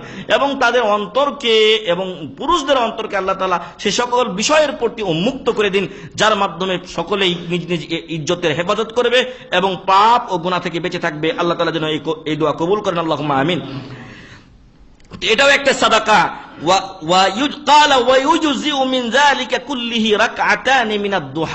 এখন যদি হিসাব করেন আপনি, তাহলে একটা একটা করে 360টা আপনাকে করতে হয়। আর এগুলোর সহজ উপায় হচ্ছে যে সালাতুজ জুহা, চাঁদের নামাজ যেটাকে আমরা বলে থাকি, এই 2 রাকাত নামাজ যদি আপনি আদায় করেন তাহলে 360টা যে সাদাকা আপনাকে করতে হতো সবগুলোর জন্য কি হবে? যথেষ্ট হয়ে যাবে। আলহামদুলিল্লাহ, একটা সুবর্ণ সুযোগ আল্লাহর পক্ষ থেকে। তো আমরা যেন যখন থেকে সূর্যটা এক তীর বা এক ধনুক উঠে যাবে, অর্থাৎ পূর্ণ সূর্য উঠে যাবে, যে টাইমটা দেওয়া আছে তার 15 থেকে 20 মিনিটের মধ্যে সূর্যটা পুরাটা উঠে যায়। তো এরপরে আপনি এই 11টা পর্যন্ত যে কোনো টাইমে 2 রাকাত নামাজ ওযু করে পড়ে নেবেন, তাহলে আপনি 360টা যে সাদাকা করতে হতো তার সওয়াব আপনি পেয়ে যাবেন এবং এই হাদিসের উপর আপনার আমল হয়ে যাবে। সুনানে আবি দাউদ 4564 নম্বর হাদিস। আউস বিন আউস আস-সাকাফি থেকে বর্ণিত, তিনি বলেন আমি রাসূল সাল্লাল্লাহু আলাইহি ওয়াসাল্লামকে বলতে শুনেছি, তিনি বলেন যে মান গাসসালা ইয়াউমাল জুমআতি ওয়াগতাসাল, যে ব্যক্তি ভালোভাবে গোসল করলো জুমার দিন, সুম্মা বাক্কারা ওয়াবতাকার, এবং দ্রুত নামাজের জন্য রওনা হলো। আল্লাহু আকবার। আমাদের তো এখন এমন অবস্থা যে অনেক লোক জানে না, যার ফলে দেখা যায় যে এমন সময়ে যাবে যেন 2 রাকাত নামাজ শুধু পাই, এমন সময় যাবে যেন 2 রাকাত নামাজ পায়। অনেক মিসকিন এমন আছে যে 2 রাকাত নামাজেরও 1 রাকাত হয়তো ছুটে যায়, অনেকে 2 রাকাতই ছুটে যায়। প্রিয় ভাই এবং বন্ধুগণ, এই অলসতা যারা করে 3 জুমা যদি নিয়মিত ছেড়ে দেয়, আল্লাহ তাদের অন্তরে মোহর মেরে দেন, নাউজুবিল্লাহি মিন যালিক। তো আল্লাহ রাসূল সাল্লাল্লাহু আলাইহি ওয়াসাল্লাম বলছেন যে সুন্দরভাবে গোসল করে দ্রুত মসজিদে গেল, ওয়া মাশা, এবং পায়ে হেঁটে গেল, ওয়ালাম ইয়ারকাব, এবং কোনো যানবাহনে চলল না, ওয়াদানা মিনাল ইমাম, এবং ইমামের কাছাকাছি গিয়ে বসলো। অনেক লোক আপনি দেখবেন বড় মসজিদে আপনি যাচ্ছেন, আপনি পরে গিয়ে আগে জায়গা খুঁজছেন, কিন্তু ওই লোক, এখন তো বিশেষ করে এখন তো আর গরম না, শীতের দিন, এই জন্য এই শীত থেকে বাঁচার জন্য অনেকে বাইরে রোদরে বসে থাকবে দেখবেন। এই সমস্ত লোকেরা জায়গা সামনে খালি থাকতেও তারা বাইরে বসে থাকে, কিন্তু হাদিস তার বিপরীত কথা বলছে। ওয়াদানা মিনাল ইমাম, এবং ইমামের কাছাকাছি বসলো, ফাস্তামা ওয়ালাম ইয়ালগু, এবং ইমামের কথা যখন খতিব সাহেব খুতবা দিবেন তখন মনোযোগ সহকারে শুনলো এবং কোনো বাড়াবাড়ি করলো না বা অহেতুক কাজ করলো না। আর অহেতুক কাজ কোনটা? কেউ কথা বলা যাবে না, কারোর প্রতি ইশারা করা যাবে না। যদি কেউ কথা বলে তাহলে তাকে উস্কুত বা চুপ করো এই কথা বলাটাও লাগু, অতিরিক্ত। আল্লাহু আকবার। অনেক সময় অনেকে খুটরা এই করে সেই করে, এগুলো লাগুর মধ্যে অন্তর্ভুক্ত। আপনি চুপচাপ বসবেন, হয় ইমামের আগার আসার আগ পর্যন্ত আপনি নামাজ পড়তে থাকবেন 2 রাকাত করে, মা কাদ্দার আল্লাহু লাক, আল্লাহ আপনার জন্য যে কয় রাকাত নির্ধারণ করেছেন, সাহাবাদের থেকে 12 রাকাত পর্যন্ত প্রমাণ পাওয়া যায়, আপনি পড়তে পারেন 2 রাকাত করে, অথবা আপনি কোরআন তেলাওয়াত করতে পারেন, বিশেষ করে সূরাতুল কাহফ আপনি তেলাওয়াত করতে পারেন, পাঠ করতে পারেন। এটা করলে আপনার আগামী জুমা পর্যন্ত আপনার জন্য এটা কি হবে? নূর বা আলোকবর্তিকা হবে। তো আপনি চুপচাপ বসলেন এবং ইমামের খুতবা সুন্দরভাবে শুনলেন, কোনো অহেতুক কাজ করলেন না। কানা লাহু বিকুল্লি খুতওয়াতিন আমালু সানাতিন আজরু সিয়ামিহা ওয়া কিয়ামিহা। আপনি বাড়ি থেকে যখন বের হয়েছেন, ওই প্রত্যেকটা পায়ের বিনিময়ে, আপনি এখানে পা রেখেছেন, আবার এখানে রেখেছেন, উঠিয়েছেন, আবার রেখেছেন, এই প্রত্যেক পদাঙ্কের বিনিময়ে আপনার কি হয়েছে? আমালু সানা, 1 বছরের আপনি সওয়াব পেয়েছেন। প্রত্যেকটা পদাঙ্কের বিনিময়ে কিসের সওয়াব? 1 বছরের কিসের সওয়াব? আজরু সিয়ামিহা ওয়া কিয়ামিহা, সিয়ামিহা ওয়া কিয়ামিহা, 1 বছর রোজা রাখার এবং 1 বছর দাঁড়িয়ে আলাতুল নামাজ পড়ার সওয়াব পেয়েছেন। সুবহানাল্লাহ। তাহলে কতগুলো সওয়াব আপনি হিসাব করেন। আপনার বাসা থেকে যদি জামে মসজিদ যদি 100 কদম হয়, তাহলে আপনি বলা হয়েছে এখানে বিকুল্লি খুতওয়াতিন, প্রত্যেক পায়ের বিনিময়ে 1 বছর আপনি রোজা রাখলেন, 1 বছর আপনি কিয়াম করলেন। এটা এই নয় যে এক পা একরকম আর এক পা আরেক রকম, প্রত্যেক পায়ের বিনিময়ে আপনি 1 বছর রোজা রাখার আর 1 বছর আপনি নামাজ পড়ার সওয়াব পেলেন। অর্থাৎ 100 কদম হলে যেন আপনি 100 বছর রোজা রাখলেন আর 100 বছর কিয়াম করলেন। সুবহানাল্লাহ বিহামদিহি। তো প্রিয় ভাই এবং বন্ধুগণ, দেখেন যে কিভাবে আমরা আগের উম্মাদের চাইতে এগিয়ে যাই। আমি একটু আগে বলছিলাম যে নূহ আলাইহিস সালাম 950 বছর তার কওমকে ডাকলেন। তো আপনি যদি একদিন এই 100 কদম যান, তাহলে আপনার কি হবে? আপনি 100 বছর সমপরিমাণ সিয়াম কিয়ামের সওয়াব পেয়ে গেলেন। আল্লাহু আকবার। তাহলে আপনি 9 জুমা গেলে কি 10 জুমা গেলে নূহ আলাইহিস সালামের বয়স যেটা ছিল 950 বছর, 1000 বছরের সওয়াব পেয়ে যাচ্ছেন। সুবহানাল্লাহ। তো এই জন্য আমরা যেন খেয়াল না করলে এই সওয়াবগুলো থেকে অনেক সময় আমরা নিজেদেরকে বঞ্চিত করি হয়তো। এই জন্য আমি আহ্বান করব যে আমরা এই আমলটা করার চেষ্টা করি। আল্লাহ তৌফিক দান করুন, আল্লাহুম্মা আমিন। সুনানে আবি দাউদ 292 নম্বর হাদিস, সুনানে আবি দাউদ 292 নম্বর হাদিস। 7 নম্বর সহজ আমল, অনেক নেকি, সেটা বর্ণিত হয়েছে আব্দুর রহমান বিন আবি আমরার থেকে। তিনি বলেন যে দাখালা উসমান ইবনে আফফান আল মসজিদ বা'দা সালাতিল মাগরিব। উসমান বিন আফফান রাদিয়াল্লাহু আনহু মাগরিবের নামাজের পরে তিনি মসজিদে প্রবেশ করলেন। ফাকাআদা ওয়াহদাহু, তিনি একাই মসজিদে বসে থাকলেন। ফাকাআদতু ইলাই, আমিও তার কাছে বসলাম। কে? আব্দুর রহমান বিন আবি আমরা। উনি বলছেন উনি এসে বসলে আমিও বসলাম তার সাথে। ফাকালা ইয়া ইবনা আখি, উনি আমাকে বললেন, কে? ওসমান বিন আফফান রাদিয়াল্লাহু আনহু তিনি আব্দুর রহমান বিন আবু আমরাকে বলছেন যে হ্যাঁ আমার ভাতিজা, ইবনা আখি, হ্যাঁ আমার ভাইয়ের ছেলে, হে বৎস। সামি'তু রাসূলুল্লাহ সাল্লাল্লাহু আলাইহি ওয়াসাল্লাম ইয়াকুল, আমি রাসূল সাল্লাল্লাহু আলাইহি ওয়াসাল্লামকে বলতে শুনেছি, মান সাল্লাল ইশা ফি জামাআতিন, যে ব্যক্তি ঈশার নামাজ জামাতে আদায় করলো, ফাকান্নামা কামা নিসফাল লাইল, সে যেন অর্ধেক রাত্রি ইবাদতে কাটালো। সুবহানাল্লাহ। আপনি ঈশার নামাজ জামাতে পড়বেন, বেশি কঠিন কিছু না, আপনি তো নামাজ পড়বেনই, শুধু একটু খেয়াল করবেন যে আমি যেন জামাত সহকারে নামাজটা পড়ি। আপনার একটু কষ্ট হলেও একটু তাগাদা দিয়ে যান, আপনার কাজটা একটু ছেড়ে যান। আর নামাজ তো জামাতের সাথেই পুরুষদের উপরে ফরজ করা হয়েছে। ফাকান্নামা কামা নিসফাল লাইল, সে যেন অর্ধেক রাত্রি ইবাদতে কাটালো, যেন সে নামাজ পড়ছে অথচ সে কি ঘুমিয়ে আছে। এশারের নামাজ জামাতের সাথে পড়ে আপনি ঘুমিয়ে যাবেন, অর্ধেক রাত পর্যন্ত আপনি ইবাদতের সওয়াব পেলেন। ওয়ামান সাল্লা সুবহা ফি জামাআতিন, আর যে ব্যক্তি ফজরের নামাজ জামাত সহকারে পড়লো, ফাকান্নামা সাল্লাল লাইলা কুল্লাহ, সে যেন পুরা রাত্রি নামাজের সওয়াব পেল। সুবহানাল্লাহ। তাহলে আপনি যখন এশারের নামাজ পড়লেন অর্ধেক পেলেন, আর অর্ধেক ফজরের নামাজে পেলেন, 2 নামাজ মিলে আপনি পুরা রাত্রি ইবাদতে কাটিয়ে দিলেন। সুবহানাল্লাহ। কে আছে আমাদের ভিতরে এমন?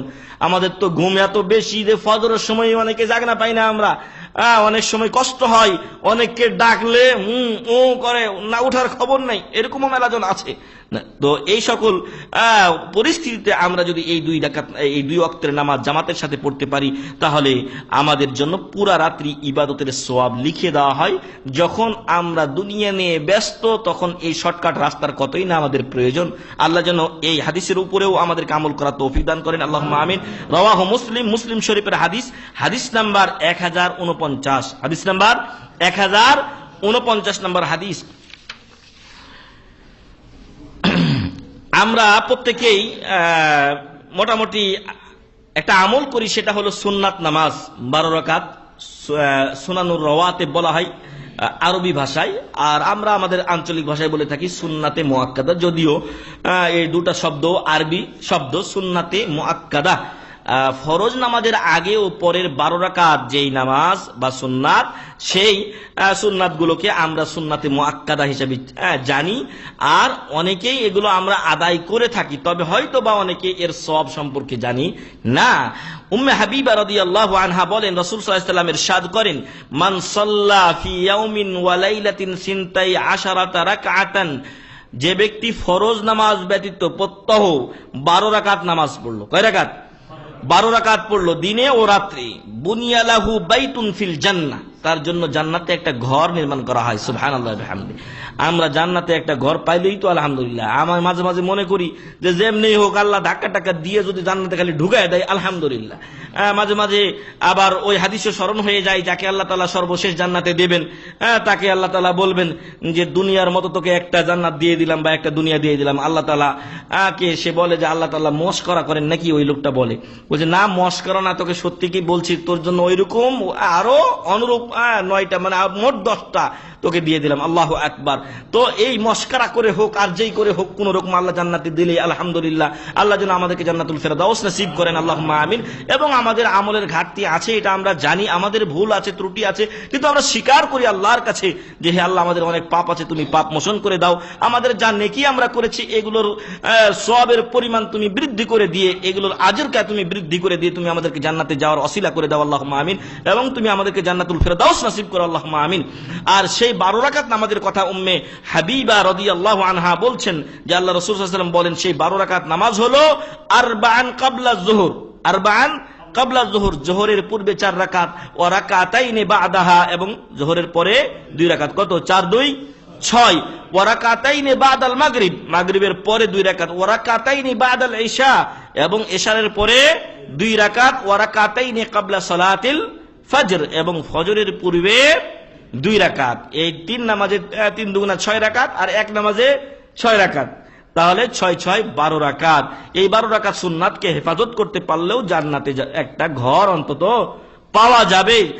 তো মহান রব্বুল আলামিন যেন এই নামাজগুলো আমাদেরকে হেফাজত করার তৌফিক দান করেন, আল্লাহুম্মা আমিন। অনেক লোক আছে যারা এই সুন্নাতকে গুরুত্ব দেয় না, ফরজ নামাজ পড়া শেষ উড়ে চলে যায়, না এটা ঠিক না। এবং এই ক্ষেত্রে উঠে চলে যাওয়ার সময় অনেকে অনেক ভুল করে, তা হচ্ছে মুরুর আমামাল মুসাল্লি, অনেক মুসাল্লির সামনে দিয়ে চলে যাচ্ছে। আর আল্লাহ রাসূল সাল্লাল্লাহু আলাইহি ওয়াসাল্লাম বলেছেন যে কেউ যদি জানতো ওর কি পরিমাণ গুনাহ হবে, 40 বছর এখানে দাঁড়িয়ে থাকা সে উত্তম মনে করত। তো আমরা যেন এই ব্যাপারে নিজেরা সতর্ক হই, জাতিকে সতর্ক করি। আমরা আস্তে আস্তে এইভাবেই আমাদেরকে এগিয়ে যেতে হবে। যদি মানুষ না জানে তাহলে সে আমল করে না। এজন্য আমাদেরকে এই হাদিসের উপরে আমল করতে হবে, অন্যদেরকে এই পথে আহ্বান করতে হবে।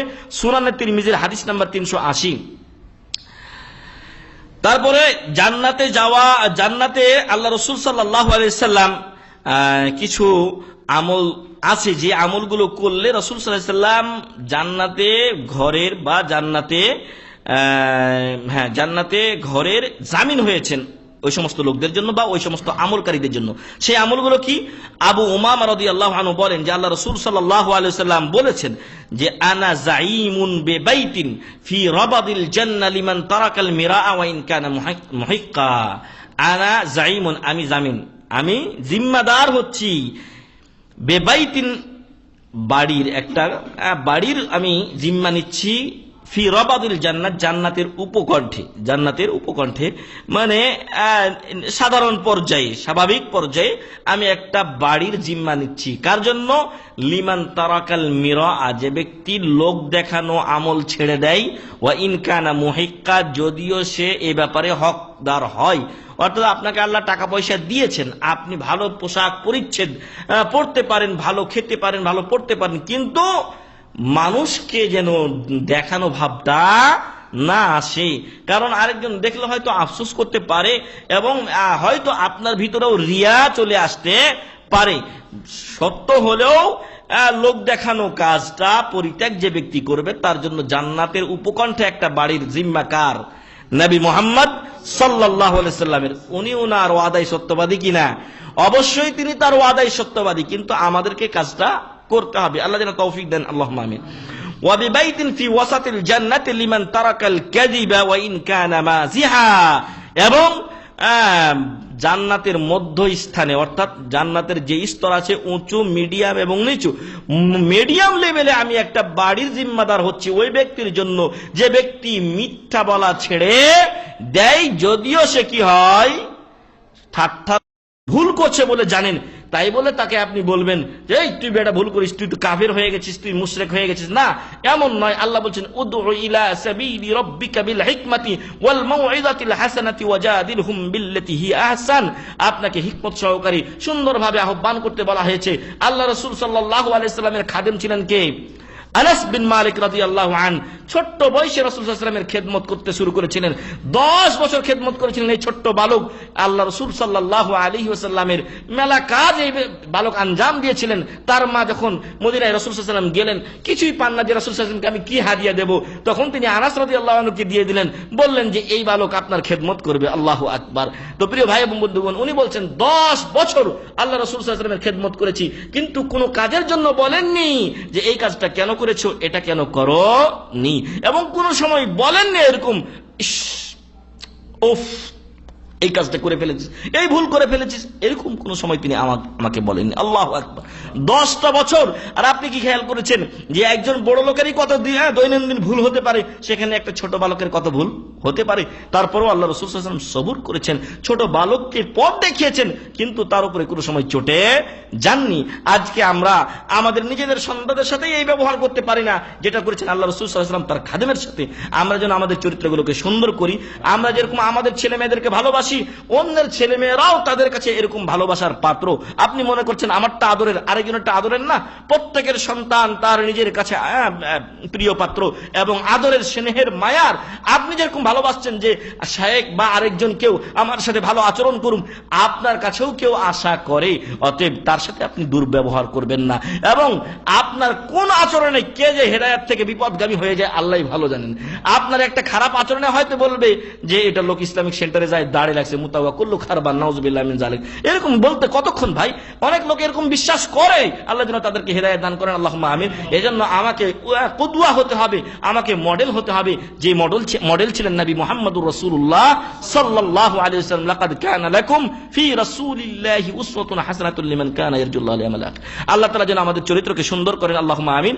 এই হাদিসটি সুনানে আবি দাউদের বলছিলাম 4167 নম্বর হাদিস।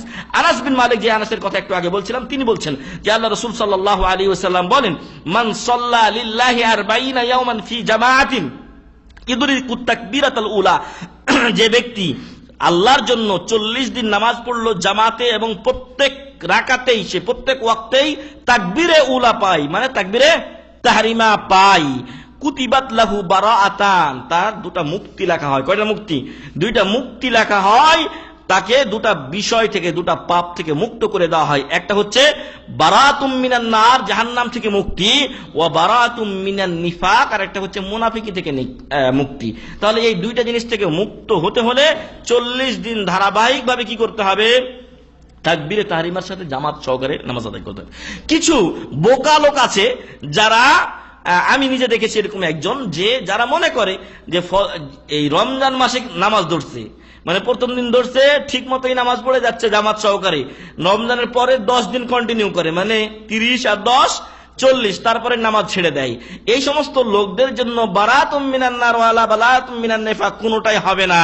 কারণ যখন সে 41 দিনের দিনে 1 ওয়াক্ত নামাজ ছেড়ে দিয়েছে, সাথে সাথে সে কাফের হয়ে গেছে। ওর জন্য বারা মিনান নার নয়, বরং ওই লোকের জন্য ফাখালাফা মিন বাদিহিম খালফুন আদাউস সালাহ ওয়াত্তাবাউশ শাহাওয়াত ফাসাউফা ইয়ালকাউনা গাইয়া। গাইয়া নামক দোজখের সুসংবাদ ওই লোকের জন্য রয়েছে। অতএব এরকম ভুলে যারা আছে ওদেরকে একটু সংশোধন করতে হবে। ওরা মনে করে যে বছরে 40 দিন হলে তো বারাতান হয়ে গেল, এটা তো জীবনে একবার, আর তো আমি প্রত্যেক বছরই 40 দিন মারতেছি না।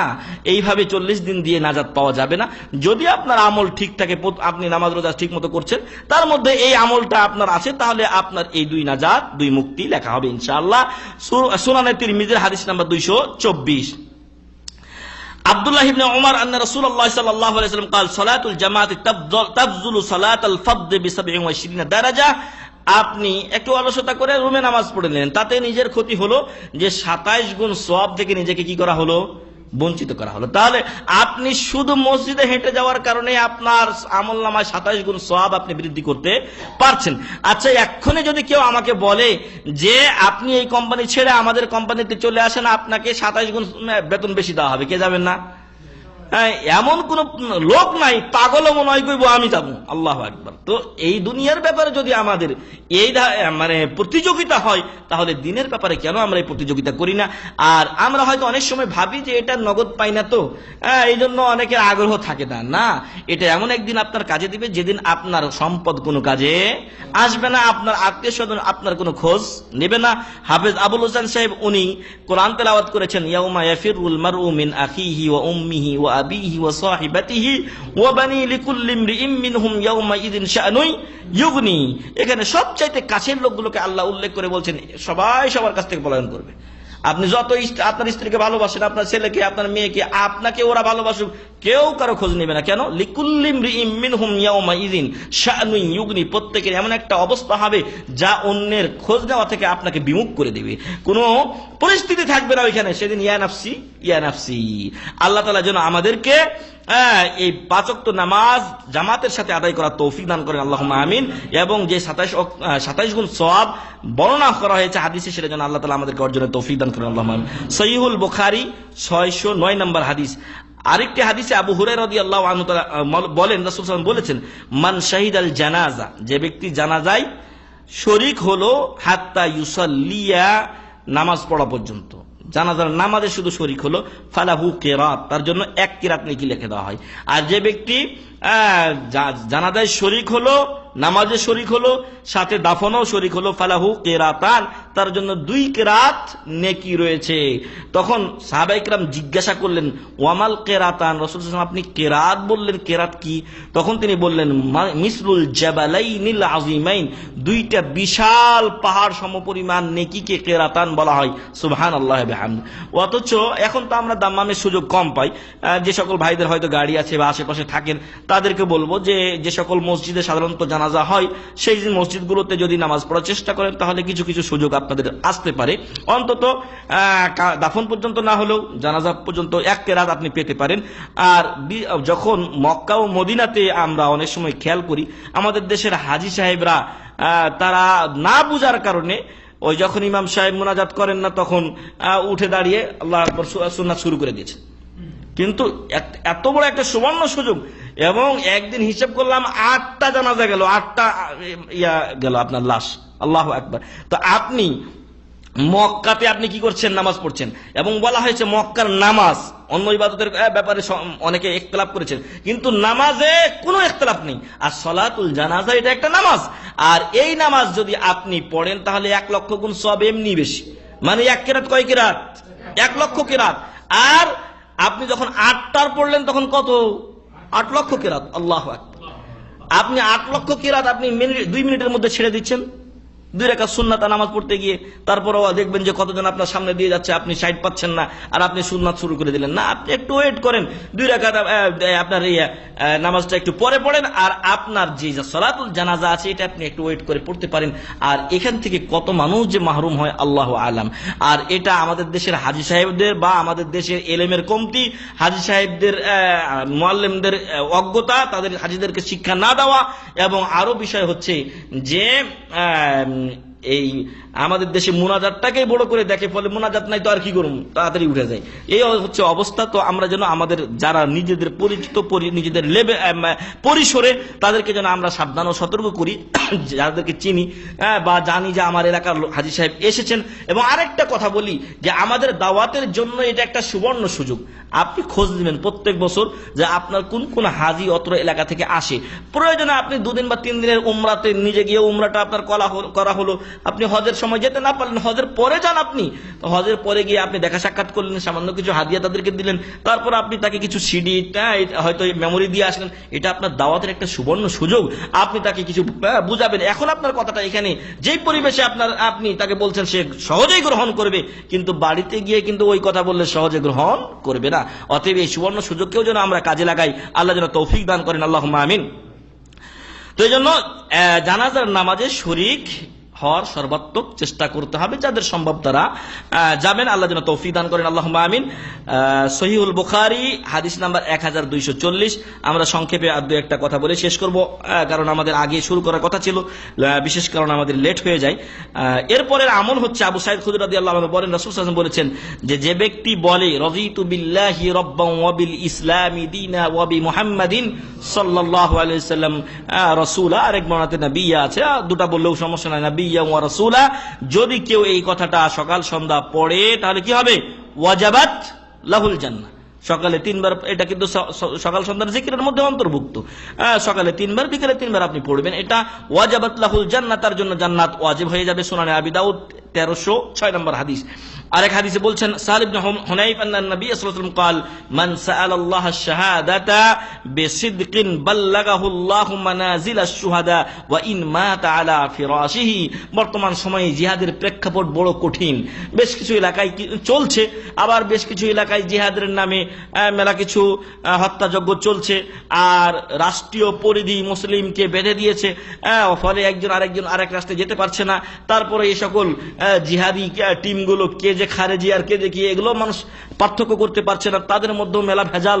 তো এই পরিস্থিতিতে আমাদের সাধারণ লোকদের জন্য জিহাদের শহীদদের একটা মর্যাদা পাওয়ার উপায় হলো, আল্লাহ রাসূল সাল্লাল্লাহু আলাইহি ওয়াসাল্লাম বলছেন, যে ব্যক্তি অন্তর থেকে খালেস দিলে এবং সত্যিকার অর্থে শাহাদাতের তামান্না করে, আশা করে, আল্লাহর কাছে চায়, ওই ব্যক্তিকে মহান রব্বুল আলামিন শাহাদাতের মর্যাদা দান করবেন, যদিও সে তার বিছানায় মারা যায়। তবে অন্তঃস্থল থেকে আপনার এটা কামনা থাকতে হবে, আশা থাকতে হবে আল্লাহর কাছে। জিহাদের কোনো সুযোগ চলে আসলে ইনশাআল্লাহ আমি জিহাদে ঝাঁপিয়ে পড়বো, এবং আল্লাহর কাছে শাহাদাতের মৃত্যু তলব থাকতে হবে। সহিহ মুসলিম 3532 নম্বর হাদিস। 15 নম্বর আমলের কথা আমরা বলবো। আনাস রাদিয়াল্লাহু আনহু বলেন, রাসূল সাল্লাল্লাহু আলাইহি ওয়াসাল্লামকে উনি বলতে শুনেছেন, মান সাররাহু আন ইউবসাতা লাহু ফি রিজকিহি আও ইউনসা লাহু ফি আসারিহি ফালিয়াসিল রাহিমাহু। আমরা বর্তমান সময়ে রিজেকের পিছনে বেশি লোক ছুটি, তাই না? আমরা এখন দুনিয়াটাকে বেশি অনেকেই গুরুত্ব দেই, আর এই রিজেক আমাদের বৃদ্ধি হোক এটাও আমরা প্রত্যেকে চাই। এমন কেউ নেই যে তার রিজেকে বরকত হোক, রিজেক প্রশস্ত হোক, এটা চাই না। আমরা যেহেতু প্রত্যেকে চাই, তার একটা সহজ পদ্ধতি দিনের মধ্যে থেকে রাসূল সাল্লাল্লাহু আলাইহি ওয়াসাল্লাম বলে দিয়েছেন। তিনি বলছেন যে মান সাররাহু, যে ব্যক্তিকে খুশি করে, যে আনন্দিত হয় কিসে? আন ইউবসাতা লাহু ফি রিজকিহি, তার রিজেক প্রশস্ত হওয়ার ক্ষেত্রে, অর্থাৎ তার রিজেক বাড়িয়ে দেওয়া হোক এবং এতে সে আনন্দ বোধ করে, অথবা তার আসার থেকে যাক, অর্থাৎ তার বংশধর দীর্ঘদিন এই পৃথিবীতে বেঁচে থাকুক, এরকম যদি, অথবা নিজে বেঁচে থাকুক, এরকম যদি সে আশা করে, তাহলে ফালিয়াসিল রাহিমাহু, সে যেন তার সেলাই রাহমি করে, আত্মীয়তার সম্পর্ককে রক্ষা করে। আজকে আত্মীয়তার সম্পর্ক কোথায়? আজকে আত্মীয়তার সম্পর্ক সমাজে আমাদের দেখা যায় না। এখন চলে সাদাকাত, বন্ধুত্ব চলে। নিজের আত্মীয় হলেও যদি সে আমার সাথে সম্পর্ক রাখে আমি রাখি, আর না রাখলে নাই। না, আমরা এখান থেকে যে শিক্ষা অর্জন করছি, দূর সম্পর্কের আত্মীয় হলেও আমার যত আত্মীয় আছে তাদের খোঁজ খবর আমাকে নিতে হবে। আপনি দিনে না পারেন সপ্তাহে নেন, সপ্তাহে না পারেন আপনি মাসে একদিন কল করেন, 1 মাসে না পারেন 2 মাসে একদিন কল করে আপনি আপনার নিকট আত্মীয়দের কি রাখুন, খোঁজ রাখুন। আল্লাহ যেন তৌফিক দান করেন, আল্লাহুম্মা আমিন। আর সেলাই রাহমি করতে বেশি কিছু লাগে না। অনেক সময় আপনার সদিচ্ছা থাকলে আল্লাহ আপনাকে এমনি সওয়াব দিতে পারেন। হয়তো ব্যস্ততায় আপনি কোনো ফোন করতে পারেননি, খোঁজ নিতে পারেননি। অনেক গরিব লোক আছেন আপনার নিকট আত্মীয়দের ভিতরে, যারা হয়তো একটু দূরে পড়ে গেছেন, কিন্তু তারা আপনার দিকে হয়তো অনেক সময় আশা করে। অফি আমওয়ালিহিম হাক্কুল লিসসাইলি ওয়াল মাহরুম, অনেক বঞ্চিত লোক আছেন, অনেক বিধবা আছেন, অনেক গরিব মহিলা আছেন, যাদের প্রতি সহযোগিতার হাত বাড়িয়ে দেওয়া আমাদের একান্ত জরুরি দরকার। আর এতে করে আমাদের আত্মীয়তার সম্পর্ক রক্ষা হবে, সাথে একটা দানের সওয়াব, ডবল সওয়াব হবে। যদি আপনার নিকট আত্মীয়কে আপনি দান খায়রাত করেন, তাহলে কয়টা হবে? ডবল সওয়াব হবে। একটা সেলাই রাহমি, আর একটা হচ্ছে আপনি দান করলেন তার সওয়াব। সহিহুল বুখারী 1925 নম্বর হাদিস। শেষ হাদিস আমরা আজকে বলবো 16 নম্বর আমল। আল্লাহ রাসূল সাল্লাল্লাহু আলাইহি সাল্লাম বলেন, মান কারা আয়াতুল কুরসি ফি দুবুরি কুল্লি সালাত, যে ব্যক্তি প্রত্যেক ফরজ নামাজের পরে আয়াতুল কুরসি পাঠ করবে, লাম ইয়ামনাহু মিন দুখুলিল জান্নাহ ইল্লা আইয়ামুত, তাকে জান্নাতে যেতে কিছুতেই বাধা দিতে পারবে না তার মৃত্যু ছাড়া। অর্থাৎ মরলেই সে ইনশাআল্লাহ জান্নাতে যাবে। সুনানে নাসাই আল কুবরা, এই কিতাবে ইমাম নাসাই রাহিমাহুল্লাহ হাদিসটি নিয়ে এসেছেন। হাদিস নাম্বার 9848 এবং ইমাম আলবানী রাহিমাহুল্লাহ হাদিসটি কি সহিহ বলেছেন। আমরা 16টি আমল আপনাদের সামনে পেশ করলাম, যেগুলোর মাধ্যমে অতি সহজে জান্নাতে যাওয়া যাবে এবং অল্প আমলে আপনি বেশি নেকি অর্জন করতে পারবেন। আপনি প্রত্যেক ফরজ নামাজের পরে যদি আয়াতুল কুরসি পাঠ করেন, কয় মিনিট লাগবে? 1 মিনিট করে লাগবে, 5 মিনিটে শেষ আপনার আমল। কিন্তু আপনার মাঝে আর আপনার জান্নাতের মাঝে পার্থক্য কি? শুধু আপনার মৃত্যু। তো অল্প আমল কিন্তু সবটা অনেক বড়। আমাদের সমাজে মেলা ফাজাইল আমল আছে, মেলা বহুত সব হবে ইত্যাদি আছে। তো এগুলোর মধ্যে আমরা সরাসরি যে হাদিসগুলো আপনাদের সামনে এখন পেশ করলাম, এগুলো প্রত্যেকটা সহিহ হাদিস, এগুলোর ব্যাপারে কোনো সন্দেহ নেই। অতএব এই আমলগুলো যেন আমরা করি এবং সহিহ ফাজাইলে আমলের মাধ্যমে আমরা আমাদের ব্যালেন্সকে অতি দ্রুত এগিয়ে নেওয়ার ব্যবস্থা করি, চেষ্টা করি। আল্লাহ যেন আমাদের তৌফিক দান করেন, আল্লাহুম্মা আমিন। যে আমলগুলোর কথা বললাম, আল্লাহ সবগুলো যেন আমাদের প্রত্যেককে করার তৌফিক দান করেন, আল্লাহুম্মা আমিন। আমাদের ভুল ত্রুটি ক্ষমা করে দেন, আল্লাহুম্মা আমিন। মহান রব্বুল আলামিন যেন আমাদেরকে জান্নাতুল ফেরদাউস নসিব করেন, আল্লাহুম্মা আমিন। আমাদের মধ্যে যারা অসুস্থ আছেন, আল্লাহ যেন অসুস্থতা দূর করে দেন, আল্লাহুম্মা আমিন। যার যে সমস্যা আছে, আল্লাহ যেন সেটা দূর করে দেন, আল্লাহুম্মা আমিন। মহান রব্বুল আলামিন যেন আমাদেরকে এবং আমাদের মৃত্যু আত্মীয় স্বজনকে জান্নাতুল ফেরদাউসে জমা করেন, আল্লাহুম্মা আমিন। আল্লাহ তাআলা যেন মুসলিম উম্মাহকে সহযোগিতা করেন, আল্লাহুম্মা আমিন। মুসলিম উম্মার অনেকে আজকে বিপদগামী, আল্লাহ যেন তাদেরকে হেদায়েত দান করেন, আল্লাহুম্মা আমিন। আল্লাহ তাআলা যেন আমাদের দেশে হক প্রচার ও প্রসারের সুযোগ করে দেন আমাদেরকে, আল্লাহুম্মা আমিন। হক প্রতিষ্ঠা করার তৌফিক দান করেন, আল্লাহুম্মা আমিন। হক প্রতিষ্ঠা করতে গিয়ে অনেক আলেম উলামা জুলুমের শিকার হয়েছেন, আল্লাহ যেন তাদেরকে মুক্তি দেন, আল্লাহুম্মা আমিন। ওয়া আখিরু দাওয়ানা আলহামদুলিল্লাহি রাব্বিল আলামিন। সুবহানাকাল্লাহুম্মা ওয়া বিহামদিকা আশহাদু আল্লা ইলাহা ইল্লা আনতা আস্তাগফিরুকা ওয়া আতুবু ইলাইক। আসসালামু আলাইকুম ওয়া রাহমাতুল্লাহ।